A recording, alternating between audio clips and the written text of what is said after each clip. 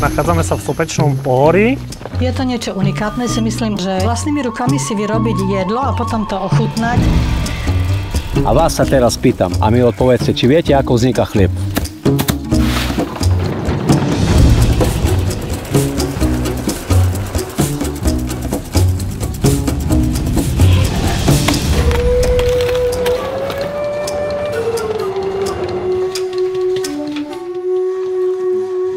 Je to ťažká práca. Dôležité je srdce do toho dať.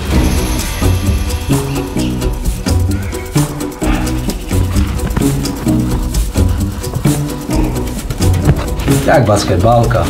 A šupiť.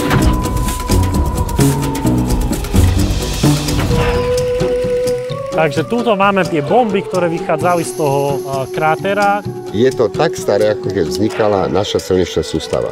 Tuto je na poloninách. Okolo 4,5 miliardy rokov.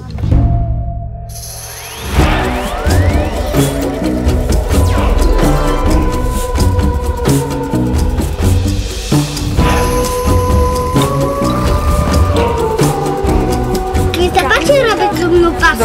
Tanec, to sú vlastne hormóny šťastia, úplne zdarma. To už je film z toho. Nedá sa to ešte priblížiť? Odporúčame všetkým.